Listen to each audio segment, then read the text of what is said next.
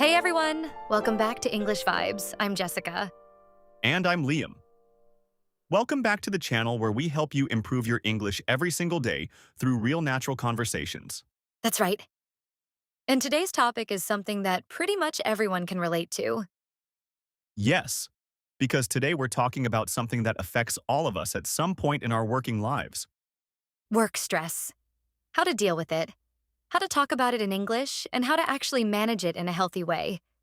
Because let's be honest, work stress is real, and pretending it doesn't exist doesn't make it go away. Exactly. So today we're going to have a really honest conversation about this. So get comfortable, grab your green tea. And let's get into it. Okay, Liam. Honest question. How stressed are you at work right now? On a scale of 1 to 10? Honestly, probably about a 6 right now. We have a big project deadline coming up and the pressure is definitely building. A 6. That's pretty significant, actually. What does work stress feel like for you? Like physically? In your body? That's a great question. For me, it's mostly tension in my shoulders and neck. And I notice I start to get really irritable. Like small things that normally don't bother me suddenly feel really annoying, Oh, I know that feeling, exactly. The irritability is such a telltale sign that stress is building up. right? And I also start to lose focus, like I'll sit down to work and just stare at my screen without actually doing anything productive. That's so relatable. I call that busy but not productive mode. You look like you're working, but your brain has completely checked out. Exactly. And the worst part is, you feel guilty about it, which adds more stress on top of the original stress. It becomes a vicious cycle, doesn't it? Stress leads to low productivity leads to more stress leads to even lower productivity.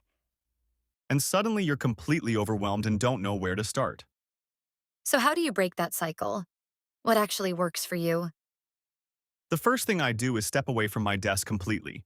Even just a 10-minute walk outside makes a huge difference to my mental state. Oh, yes, there's actually science behind that. Physical movement helps reduce cortisol, the stress hormone, in your body. Right? And something about being outside and seeing the sky just puts things in perspective for me. Like whatever deadline I'm worried about suddenly feels less catastrophic. That's such a good point. Work problems often feel enormous when you're sitting at your desk staring at them. But when you step outside, they shrink somehow. Exactly. Distance, both physical and mental, really helps. What about you? What's your go-to stress management strategy? Mine is probably journaling, actually. When I feel overwhelmed, I write down everything that's stressing me out. Just getting it out of my head and onto paper makes it feel more manageable. Oh, interesting. So it's like externalizing the stress? Moving it from inside your head to outside on paper? Exactly.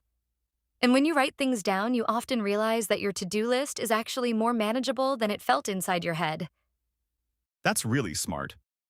Our brains tend to catastrophize when we're stressed, making everything feel bigger and more urgent than it actually is. Yes. And journaling kind of forces you to slow down and look at things more objectively.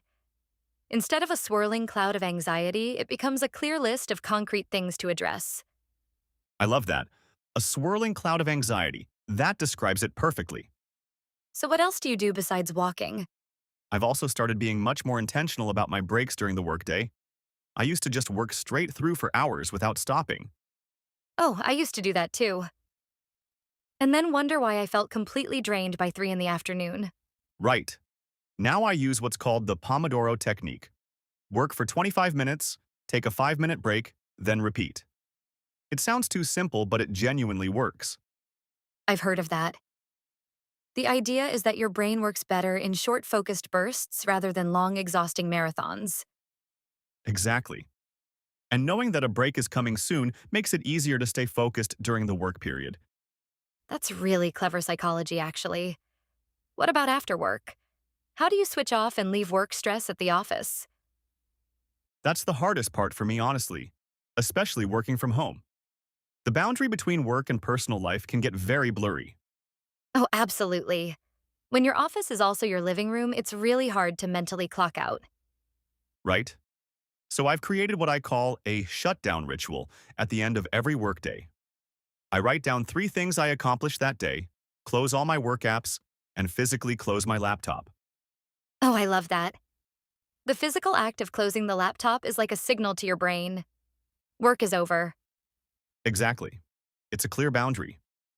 What about you? How do you decompress after a stressful day?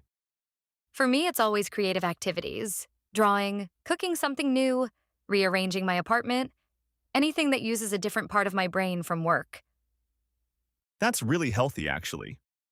Switching to a completely different type of activity gives your work brain a proper rest.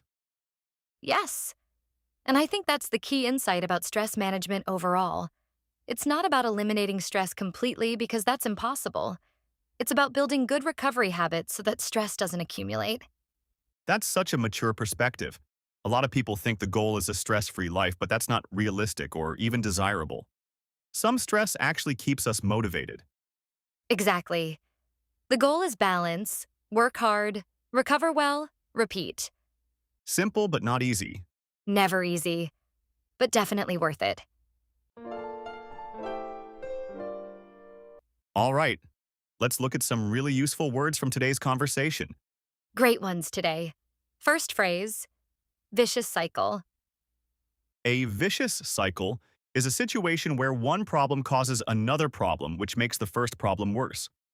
For example, stress causes poor sleep, and poor sleep causes more stress. It becomes a vicious cycle. Such a useful phrase. Next one, overwhelmed. Overwhelmed means feeling like you have too much to deal with and can't cope with it all. For example, I felt completely overwhelmed by my workload, so I took a short break to clear my head. And our last word today, decompress. Decompress means to relax and release stress after a period of tension. For example, after a long, stressful day, I like to decompress by taking a quiet walk in the park. 3 really practical words for talking about stress in English. Write them down and use them this week. And that's a wrap for episode 5 of English Vibes. Thank you so much for listening today. We hope this conversation gave you some useful strategies and some great English vocabulary for dealing with work stress. If you enjoyed this episode, please give it a thumbs up. It really helps our channel reach more English learners around the world. And don't forget to subscribe and hit the notification bell so you never miss a new episode. We'll see you in the next one. Keep practicing every single day. And keep your English vibes going. Bye, everyone. Bye.